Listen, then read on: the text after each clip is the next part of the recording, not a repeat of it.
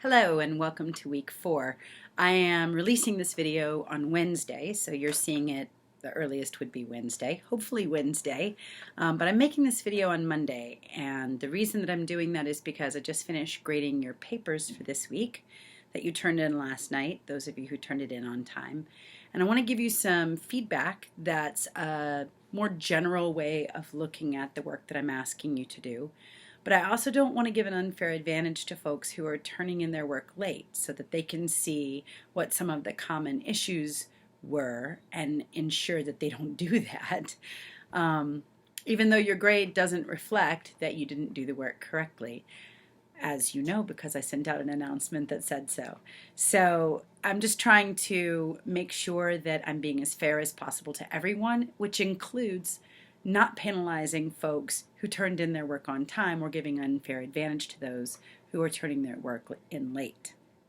So a couple of things that need to be covered at this juncture in the semester, and this is true in every class I teach, and that's on ground and online, so none of this is meant to be, hey, you class are doing weird stuff no one else does. It's just that this is the part of the semester when we figure out that we probably have gotten away with not reading very thoroughly or very well for a very long time. And a student in my office for office hours just about half an hour ago said, you know, this is the first time that I've had to actually understand what I read, because before I wrote a chapter summary and I got full credit for it. So I give you full credit for the work you do for quite a large portion of the semester because you're putting effort in. And one of the things that we know from research is that students have a difficult time taking in heavy-duty critique if they feel like they're being penalized. And so I protect your grade. I make sure that your grade is reflective of the fact that you're working really hard at meeting my basic minimum standards. And I was a little more lenient on this one if you totally ignored like what you were supposed to be comparing, so that I could at least give you that feedback. That won't stay as lenient, but in general, for a good portion of the class, if you are meeting the basic guidelines for the assignment, not doing the assignment well isn't going to negatively harm your grade. It is the place where learning can take place. And so I am very honest in my feedback when you've missed the mark. I'm also very expectant that you will go and try to figure out the ways you missed the mark based on my feedback before you ask me to micromanage your efforts. You have access to the chapter that asked you to do the work. If you didn't meet the assignment, which was also in the chapter, there's been a mismatch somewhere. Either you didn't understand the assignment thoroughly and you need to go back and reread it and ask any specific questions you have, or more likely, you didn't read the chapter incredibly well. And that goes a lot of times in my on-ground classes to a distinction that I call the difference between reading and reading how I define it. And reading how I define it is at the end of that reading, you actually have critically thought about what you've been presented, you've taken on board some new skills to try out, and that you're able to operationalize those skills. Ugh, corporate language makes me gross out, but I just totally did that. And I'm not re-recording the video just to get rid of it, although I really kind of want to. So when I say reading, I'm talking about something a little bit deeper than I put every word on the page into my head and then it flew right out the back of my head. So that's the first thing that I want to make really clear. The second is we're about to head into a portion of the class where I ask you things that seem simple. In fact, we did this a bit last week.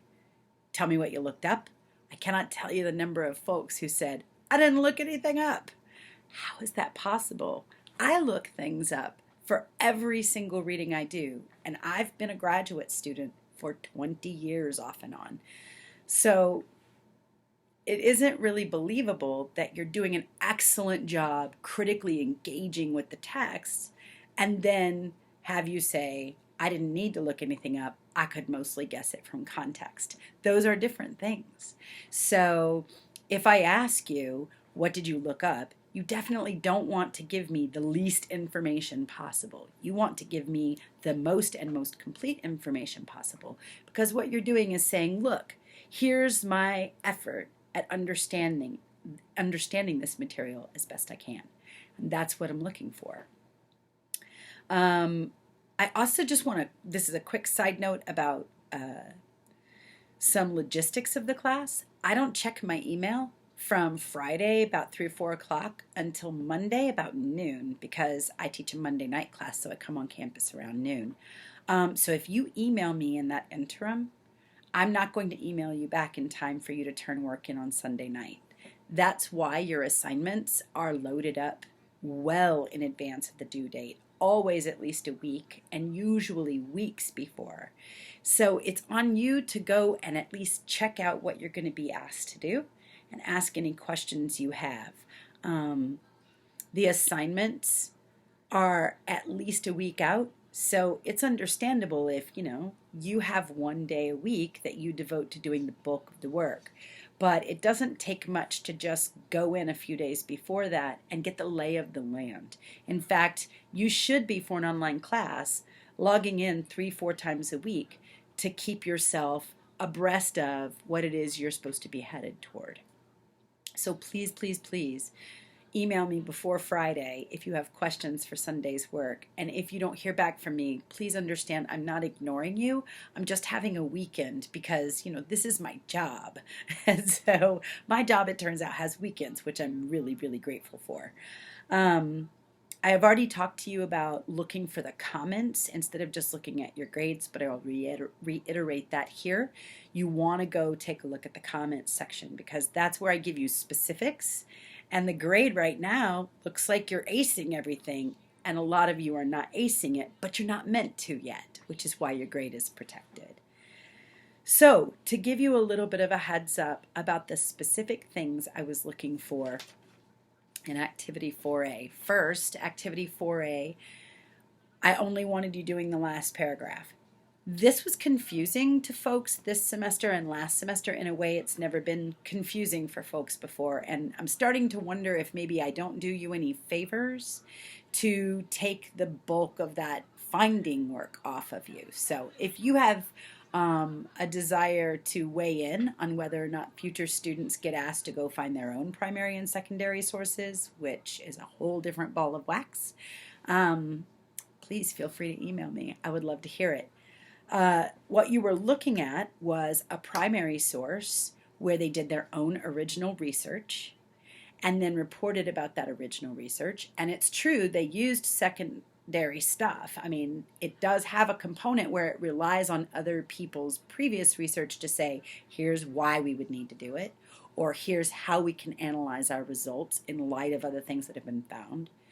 But the bulk of the article is about, here's the research we did, and here's the results we found, and that's primary research.